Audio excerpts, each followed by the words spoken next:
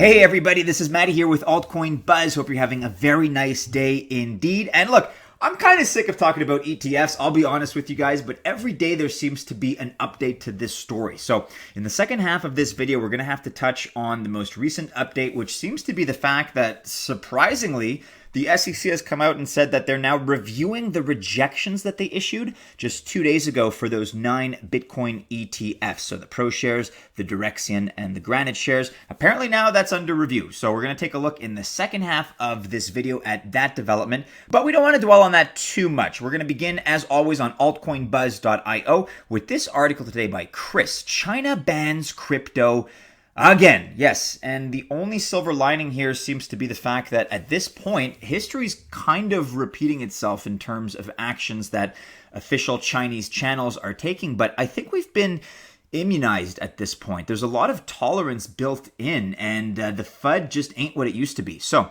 let's see what Chris has to say about this development. In what is very similar to a Chinese ban in September 2017, the Chinese government has released a ban on all commercial crypto and blockchain events in the financial district of Beijing. This announcement from the Chinese government piggybacks the recent WeChat bans of crypto-related accounts. Also, China bans access to more than 124 cryptocurrency trading platforms. Just jumping over to that WeChat news real quick, if you have not been caught up on this, and I wasn't aware of this until actually researching Chris's article, but WeChat shuts down numerous crypto media accounts. So I'm not a user of WeChat. I did use WeChat briefly when I was living, also briefly, in China, in Shanghai. But you can read about this more on NASDAQ.com. And if you all out there in the Altcoin Buzz army, maybe you're Chinese, maybe you're a WeChat user, let us know about this, the impact on the WeChat platform. I'd be very interested to hear more subjective impressions about how that has played out. But moving on, Chris writes, as of now, many exchanges are being blocked by the Chinese government. Binance, OKX, Bitfinex, and many others all appear to be unavailable to Chinese citizens. This is a move by the government to get a stronger handle on this technology. Like the last time, though, many people will find a way around this ban. So you can read here about cnstock.com in the original Mandarin. This covers all the exchange bans that we're talking about and those that are applicable for Chinese consumers that would otherwise use those exchanges. It seems like the only way they're going to really be able to do so now going forward is with the help of a VPN. So Chris talks here about the government's perspective. The government claims that this action is to help protect the public, but many analysts believe that the government is doing this for two main reasons: to enable stricter controls and strengthen the Chinese yuan, because it's fallen pretty significantly as far as foreign exchange metrics go in the last several months. There's also a lot of speculation that many businesses and investors are using cryptocurrencies to move their money outside of China. So that's something that, understandably, the Chinese government would want to protect against. The two main reasons are to either evade taxes or utilize their money in overseas markets due to the trade war between the U.S. and the potential devaluation of the yuan by the Chinese government. So this does come as a little bit of a surprise because we've been hearing, these kind of these ambivalent, these polar opposite sentiments out of China.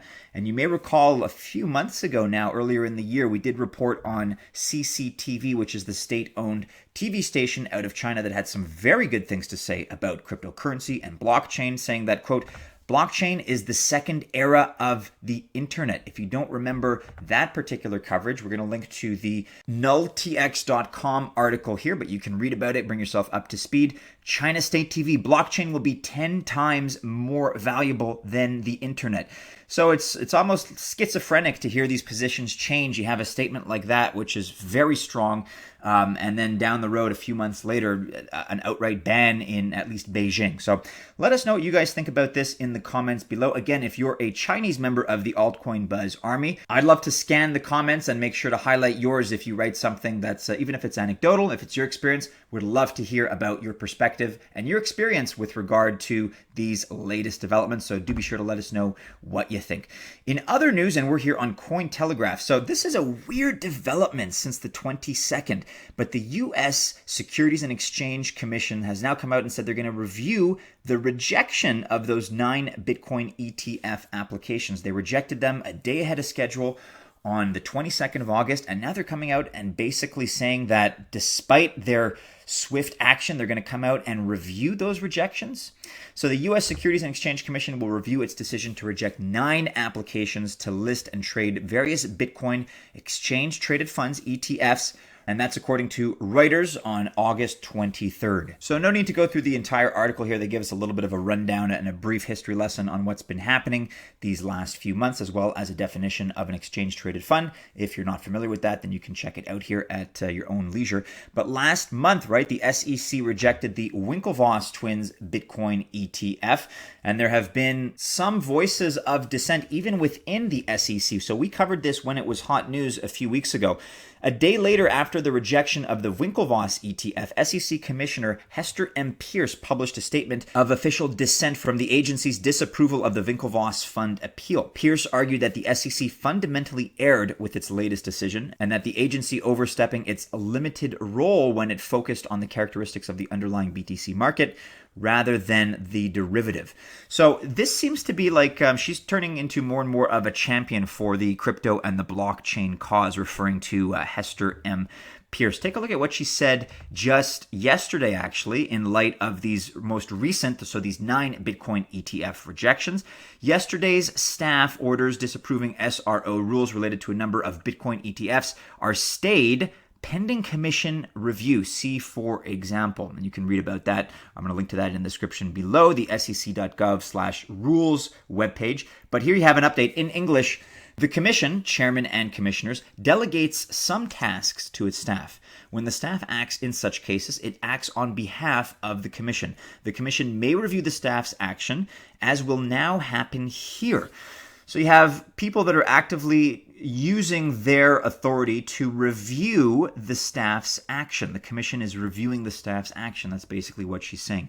And don't forget that Hester Pierce came out very vocally and disapproved of the actions that were taken by the SEC earlier, again, with that Winklevoss ETF rejection. You can take a look at some letters that have been exchanged here with the Securities and Exchange Commission. So this one dated August 23rd, 2018, an exchange between Eugene Schlanger, counsel at the New York Stock Exchange Group, and a secretary, Brent J. Fields. So this letter is to notify you that pursuant to Rule 431 of the Commissioner's Rules of Practice, blah, blah, blah, the Commission will review the delegated action. The Commission will review the delegated action. In accordance with Rule 431E, the August 22nd order is stayed until the Commission orders otherwise. The Office of the Secretary will notify you of any pertinent action taken by the Commission. It just seems to be such a sudden shift in tone, and if they were they were premature in terms of issuing that rejection in the first place, issuing it on August 22nd instead of August 23rd, and don't forget the Direxion ETF was also lumped into that, so they bumped that up ahead of schedule as we discussed yesterday. And for them to come out, within 24 to 36 hours with this latest update, it's just a head scratcher because we don't quite have all the information. It's just, I don't know, it's weird. We're going to have to see what happens.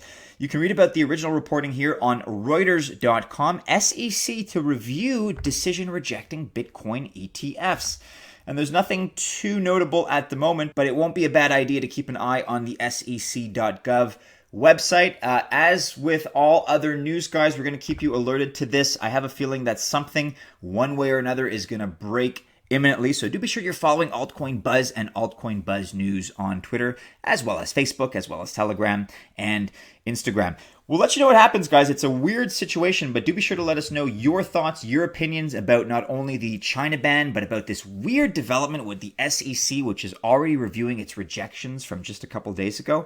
Would love to hear your thoughts out there in the Altcoin Buzz army. Hey, if you didn't catch our latest video, check it out here on the right of your screen, as well as altcoinbuzz.io for our latest articles. With that, members of the Altcoin Buzz Army, I wish you happy investing. Have a wonderful Friday. Great start to your weekend. We'll see you again soon. Take care.